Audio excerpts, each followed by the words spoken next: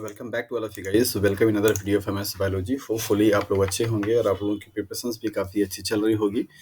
और जैसा कि आपको पता है कि सीएसआईआर का एग्ज़ाम्स का जो डेट है वो ऑलरेडी अनाउंस हो चुका है और 6 से 8 जून के बीच में आपका एग्ज़ाम्स की डेट पहले से अलॉटेड है। तो ये 6 टू 8 आपका जो जून है वो बेसिकली आपके सीएसआईआर के एग्ज़ाम्स के लिए डेट पहले से ही नॉमिनेट कर दिया गया है।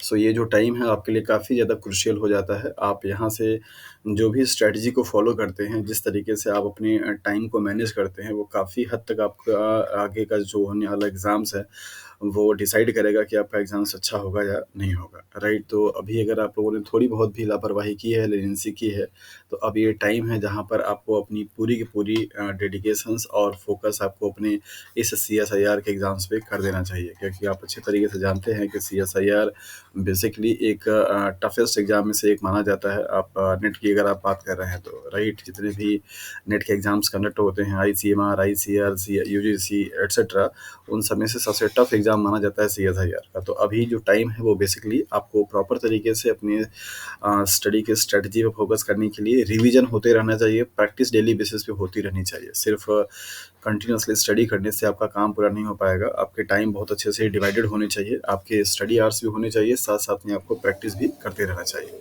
सो प्रैक्टिस बहुत ज़रूरी है। आपको उस टाइप के क्वेश्चंस को अपने माइंड पे एक तरीके का रोड मैप बनाने के लिए कि कैसे इस टाइप के प्रॉब्लम को आप सॉल्व करेंगे। जितना ज़्यादा आप क्वेश्चंस पेपर को सॉल्व करते हैं, मीन्स प्रीवियस ईयर के क्वेश्चंस को अगर आप सॉल्व करते हैं, उतना ज़्यादा आपके माइंड में चीज़ों को लेकर कॉन्सेप्ट क्या होता है, बिल्डअप होता है, और वही कॉन्सेप्ट आपको एग्जाम के टाइम पे क्या करता है, काम करता है। सो इस चीज़ को देखते हुए एमएस बायोलॉजी ने बेसिकली अभी एक कोर्स लॉन्च किया हुआ है, जो कि टेस्ट सीरीज़ के नाम से है, that is online test series for CSIR NET life science, और ये जून के लिए है। सो जून का एग्ज़ाम अभी आपका 6 से 8 के बीच में होना है जून में, तो अभी आपके पास काफ़ी टाइम है। अगर आप उस ऑनलाइन टेस्ट सीरीज़ को से जुड़ते हैं, तो आपकी जो भी आपकी प्रिपरेशंस है उसमें आपको इम्प्रूवमेंट देखने को मिलेगा। इस कोर्स में क्या-क्या चीज़ आपको मिल जाएगा, यहाँ पे आप देख सकते हैं। प्रीवियस ईयर के क्वेश्चंस पेपर होंगे, जो कि पूरे 5 प्रीवियस ईयर के क्वेश्चंस हैं। 5 क्वेश्चन सेट होंगे जो कि पूरा सॉल्व होगा। साथ-साथ यहाँ पे आपको पूरा एक्सप्लेनेशन भी दिया गया होगा कि कोई सा भी आंसर अगर आपका जो सही है उसके पीछे का रीज़न क्या है, और इसके साथ-साथ में अगर आपका कोई आंसर जो गलत है उसके पीछे का भी रीज़न क्या है। तो प्रॉपर आपको आंसर के साथ में एक्सप्लेनेशन भी मिलेगा, और आपको सेम वही इंटरफ़ेस दिखाई देगा जो कि आप एग्ज़ाम में ऑनलाइन में फेस करते हैं। सो आपको प्रीवियस ईयर के क्वेश्चन पेपर मिलेंगे यूनिट वाइज। आपके 13 जो यूनिट हैं, उन 13 यूनिट्स का पूरा टेस्ट मिलेगा, जो कि यूनिट वाइज होगा। आप उसको अपनी यूनिट वाइज भी प्रिपरेशन का लेवल को चेक कर सकते हैं। यहाँ पे भी आपके वही होंगे ऑप्शंस के साथ साथ इनका आंसर भी दिया होगा एक्सप्लेनेशन के साथ में, जो कि आप व्यू करके अपने कॉन्सेप्ट को अच्छे तरीके से रिवाइज कर सकते हैं। पार्ट ए के लिए भी आपको यहाँ पे प्रैक्टिस सेट दी गई है, जो कि लगभग 18 होंगे। 18 प्रैक्टिस सेट आपके पार्ट ए के लिए है, जो कि आप उसको प्रैक्टिस करेंगे तो वहाँ से भी क्वेश्चन आपके आते हैं। आपको मालूम है कि अच्छे पार्ट ए से 20 क्वेश्चन होते हैं, और उन 20 क्वेश्चन में से आपको 15 क्वेश्चन क्या है करना होता है। अगर आप इसमें से 6-7 क्वेश्चन भी बना देते तो आपका काम जो होता है वो हो जाता है।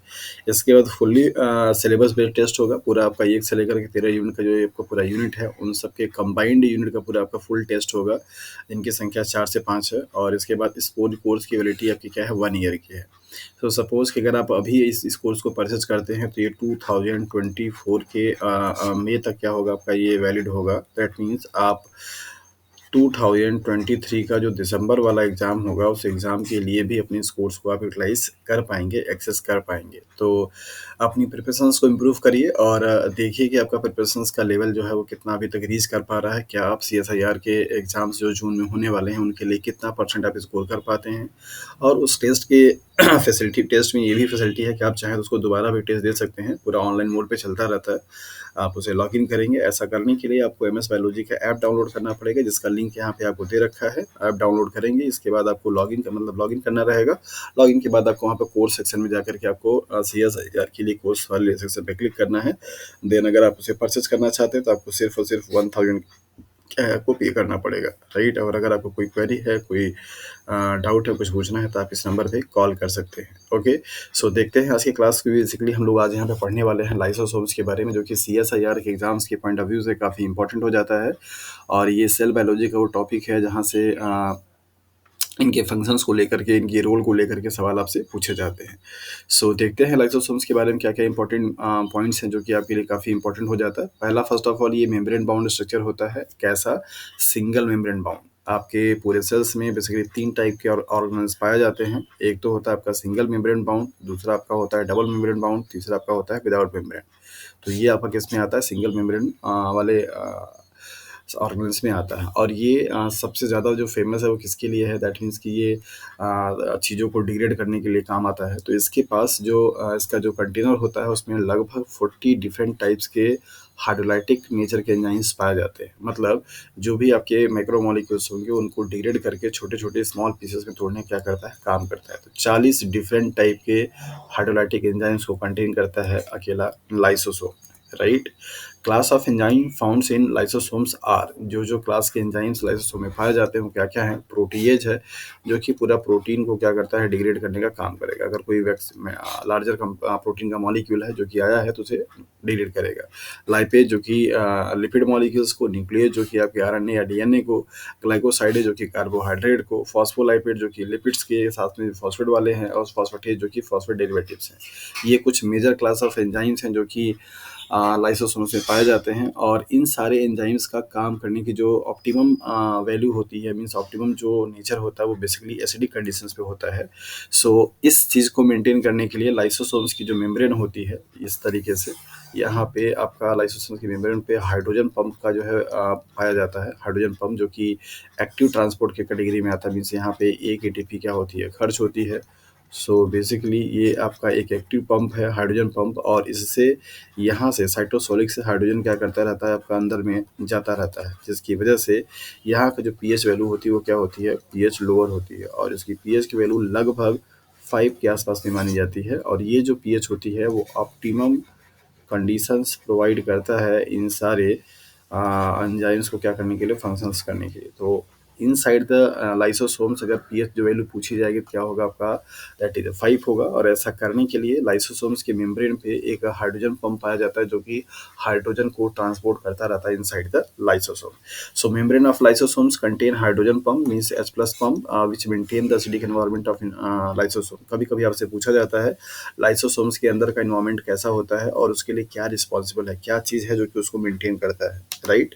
सो नेक्स्ट यहाँ पे आप देख लीजिए, ऑल एंजाइम्स आर एसिड हाइड्रोलाइजेस। जितने भी एंजाइम्स होते हैं सब के सब बेसिकली एसिडिक मीडियम पे काम करने वाले हाइड्रोलेज काइंड के एंजाइम्स होते हैं। मतलब बॉन्ड को क्या करते हैं? ब्रेक करते हैं। हाइड्रोलेज का मतलब होता है वाटर के साथ में मिलकर के बॉन्ड को क्या करना? ब्रेक करना। Lysosomes help in intracellular digestion of micromolecules. ये पॉइंट बड़ा इंपॉर्टेंट है, ये एग्जाम में पूछा जाता है कि कौन सा फंक्शन लाइसोसोम्स का नहीं है या है। माइक्रोमोलिक्यूल्स का मतलब जैसे लिपिड है, प्रोटीन है, कार्बोहाइड्रेट है, और ये सब मॉलिक्यूल जो अगर आपके सेल्स से आए सेल्स के में हैं तो उनका इंगल्फ होने के बाद वहाँ पे बेसिकली क्या होता है? डाइजेशन होता है, मतलब ब्रेक डाउन होकर के छोटे छोटे पार्ट में टूट जाते हैं, मीन्स मोनोमर में या डाइमर में। Two types of liposomes are there found in the cells. कौन कौन से लाइसोसोम्स हैं? एक तो होगा आपका प्राइमरी, दूसरा होगा आपका सेकेंडरी। प्राइमरी लाइसोसोम्स बेसिकली इस बेसिस पे बोला गया कि जिस लाइसोसोम्स के पास कोई भी ऐसा मेम्ब्रेन या पार्टिकल नहीं है जो कि डाइजेशन में क्या कर सकता है? प्ले कर सकता है रोल, और या डाइजेशन कर सकता है। मतलब अकेला प्राइमरी लाइसोसोम्स कभी भी डाइजेशन नहीं करेगा। उसके पास वो मेम्ब्रेन नहीं है, उसके पास वो पार्टिकल नहीं है जो कि आपका वो डाइजेशन को कर सकता है। सेकेंडरी लाइसोसोम्स की अगर बात करें तो इनके पास वो मेम्ब्रेन होती है या वो पार्टिकल होते हैं जो कि डाइजेशन में पार्टिसिपेट करते हैं। तो एक्चुअली जो एक्टिव फॉर्म ऑफ लाइसोसोम्स है वो क्या है? आपका सेकेंडरी है, मतलब कि जहाँ से आपका डाइजेशन की प्रोसेस पूरी परफॉर्म हो रही है। ओके, इसके बाद आपको यहाँ पर दिया जाता है हेटेरोलाइसोसोम्स है या फैगोलाइसोसोम्स जिसको आप बोलते हैं। फैगोलाइसोसोम्स तब बनता है जब प्राइमरी आपका लाइसोसोम जो होता है वो अगर फ्यूज कर जाए किससे? साइटोप्लाज्मिक वैक्यूल से। वैक्यूल भी आप जानते हैं कि वेसाइकल होती है। अगर ये लाइसोसोम जो कि आपका प्राइमरी लाइसोसोम्स है अगर इसके साथ में क्या करेगा? फ्यूज करेगा। ये आपका वैक्यूल्स है, ये प्राइमरी लाइसोसोम्स है। फ्यूज करेगा तो इससे जो बनेगा उसको आप बोलेंगे फैगोलाइसोसोम्स। क्या बोलेंगे? फैगो लाइसोसोम्स। ये आपके सीएसआईआर में सवाल पूछा जा चुका है, फाइगोलाइसोसोम्स कैसे बनेगा या क्या क्या चीज़ मिलकर के बनेगी। तो फाइगोलाइसोसोम्स का मतलब हुआ प्राइमरी लाइसोसोम, और प्राइमरी लाइसोसोम्स बेसिकली आप कह सकते हैं ये इनएक्टिव फॉर्म है, मतलब यहाँ पे अभी वो लाइसोसोम्स की एक्टिविटी परफॉर्म नहीं कर पाएगा। तो प्राइमरी लाइसोसोम्स प्लस वैक्यूल जब आपके आपस में मिलते हैं तो ये मिल करके जो चीज़ बनाएगा उसको फैगोलाइसोसोम्स बोलेंगे।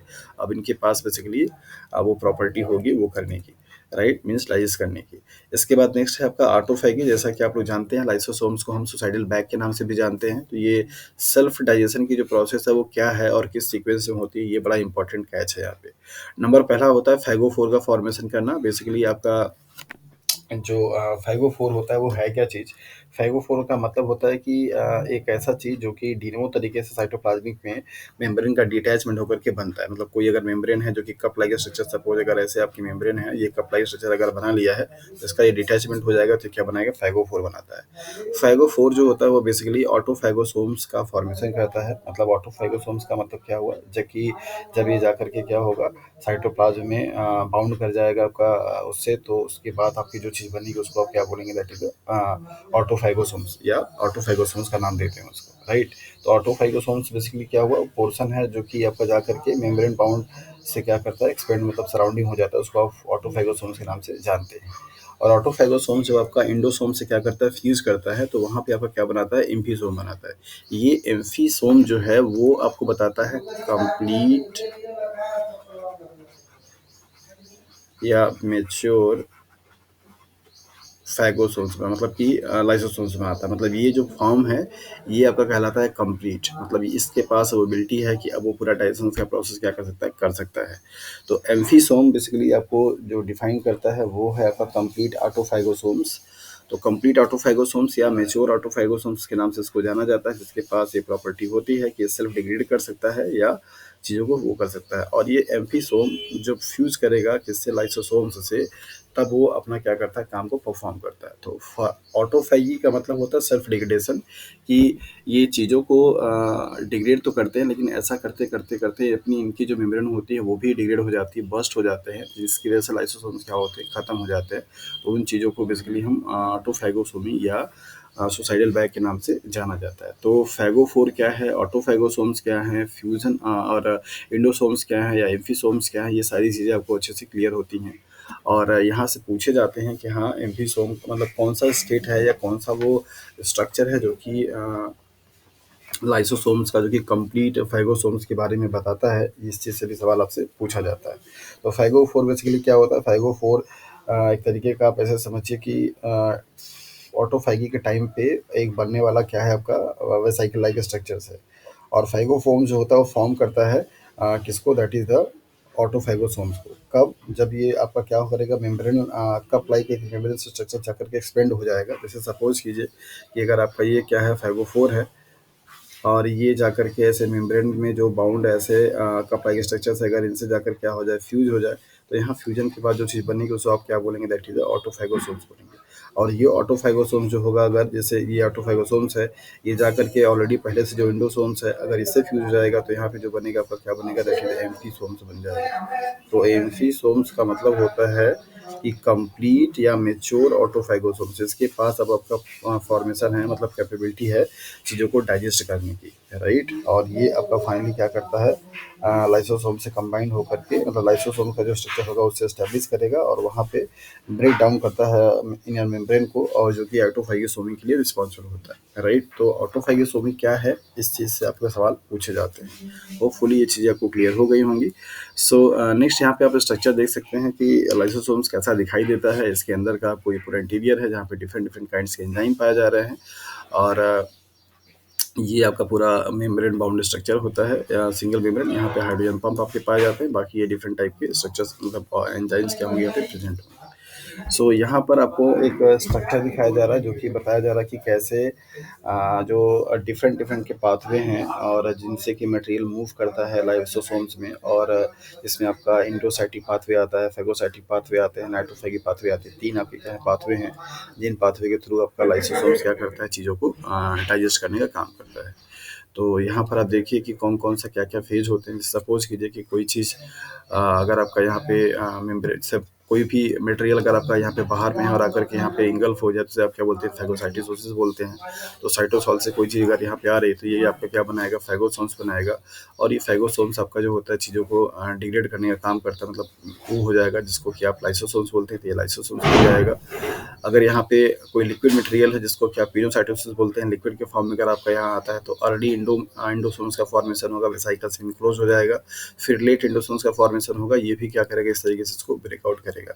ऑटोफैगी का पाथवे यहाँ पे आपका बेसिकली जो पार्टिकल्स होंगे वो डिग्रेड आउट हो जाते हैं, ऑटोफैगी हो जाती है, और इसके बाद आपका यहाँ पे फिर से ये लाइसोसोम्स का क्या करेगा जाकर के फॉस्फोरिलेशन होगा। तो ये 3 पाथवे हैं आपके फाइगोसाइटोसिस के, दूसरा आपका पिनोसाइटोसिस का या एंडोसाइटिक का, और तीसरा आपका ऑटोफैगी का। ये 3 पाथवे चलते हैं इसके मेम्ब्रेन में, जिनके थ्रू पार्टिकल का क्या होगा, छोटा-छोटा मतलब डिग्रेडेशन होता है। तो ये फाइनली आपका लाइसोसोम्स बनेगा, यहाँ पे पार्टिकल्स आकर के छोटे-छोटे पार्ट में क्या होंगे, डिग्रेड हो जाएँगे। तो अगर कोई भी चीज़ बाहर से आकर के अगर इसे इंगल्फ किया जाता है तो उसे आप बेसिकली फैगोसाइटिक पाथवे बोलते हैं, राइट। और अगर उसके सेल्स के अंदर में कोई चीज़ ऑलरेडी है और उसका डिग्रेडेशन अगर हो रहा है तो उसे आप कहते हैं ऑटोफैगी बोलते हैं, अपनी चीज़ों को कर रहा है। पिनोसाइटोसिस का मतलब होता है जब कोई लिक्विड के फॉर्म में मटेरियल आते हैं। तो ये 3 पाथवे चलते हैं जो कि लाइसोसोम्स के अंदर में, और इसके थ्रू वो पार्टिकल्स को जो कि मैक्रोमोलिक्यूल्स होते हैं उनको डिग्रेड करके छोटे-छोटे पार्ट में कन्वर्ट करने का काम करता है। कुछ क्लासेस के एंजाइम्स हैं यहाँ पे जो कि आपको दिखाए जा रहे हैं कि इनके लिए सबस्ट्रेट क्या हो सकते हैं और एंजाइम क्या हो सकते हैं।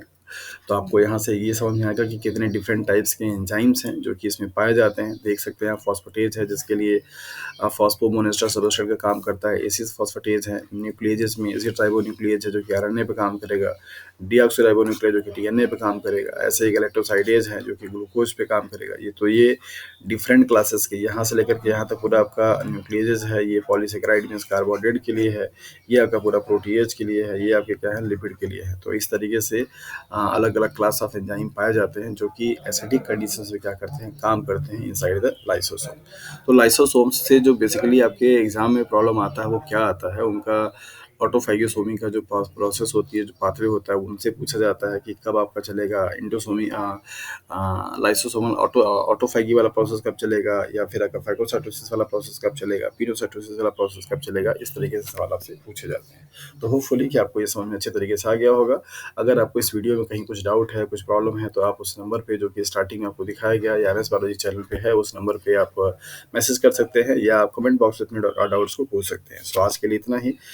तब तक के लिए खुश रहिए, अच्छे से अपनी पढ़ाई करते रहिए, और अगर कोई प्रॉब्लम है तो उसको आप शेयर कर सकते हैं, पूछ सकते हैं। So thank you for watching this video.